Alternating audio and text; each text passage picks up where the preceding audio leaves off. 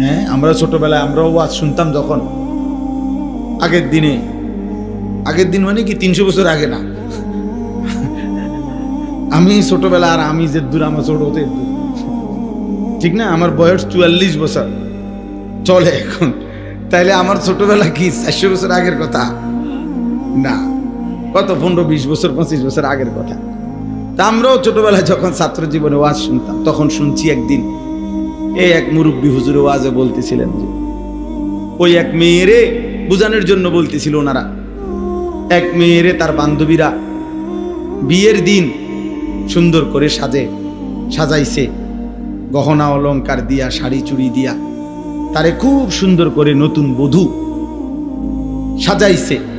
তো বান্ধবীরা সবাই বলতেছে যে তোরে আজকে দারুণ দেখাচ্ছে, সুন্দর হচ্ছে, অনেক চমৎকার মানাইছে শাড়িটা, কাপড়টা, চুড়িটা, গহনাটা। কিন্তু মেয়েটা কাঁদতেছে নিজে নিজে। তো বান্ধবীরা বলতেছে যে আরে তোরে এমন সুন্দর সাজাইলাম, আমরা সবাই বলতেছি সুন্দর লাগতেছে, আর আজকে তোর বিয়ে, কাঁদতেছো কেন? কান্দার কি আছে এখানে?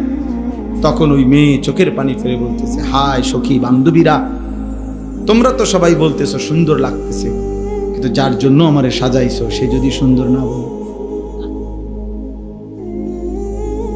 ওর যদি পছন্দ না হয়, ও যদি গ্রহণ না করে, এইটা ছোটবেলায় ওয়াজ শুনছি, মালিক যদি গ্রহণ না করে, আল্লাহ যদি বলে এটার মধ্যে রিয়া ছিল,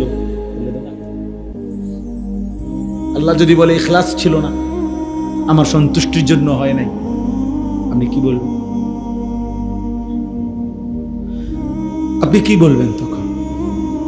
আল্লাহ যদি বলে যা আমার বন্দিগি করছো, ভাত তরকারি যা খাওয়াইছি দুনিয়ায় এটার লগে হিসাবে সমান হয়ে গেছে, তখন কথা বুঝেন নাই? মালিক চাইলে আল্লাহ তাআলা যা ইচ্ছে করেন তাই বলতে পারবেন কিনা?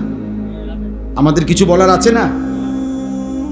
তাহলে এই জন্য বাপ, রাত গভীরে আমি আর দেরি করতে চাচ্ছি না, অল্প কথাই আপনাদের সামনে বললাম। প্রথম কথা এটা, ফিকির করেন, ফিকির, জিন্দিগিটা নষ্ট করে দিয়ে সবাই, জওয়ান বুড়া, ছেলেরা বাবা, মরবার আগেই হিসাব করে ফেলো। তোমরা এতগুলো ছেলে যা বসছো, মাশাআল্লাহ বাপ, এত রাত এতটা সবর করে বসছো, প্রিয় সন্তান, প্রিয় ভাই, 14 বছরের আমার ছেলে আছে, 16 বছরের আমার সন্তান আছে, আমার প্রথম সন্তানের বয়স 16 বছর, আমার দ্বিতীয় সন্তানের বয়স 14 বছর।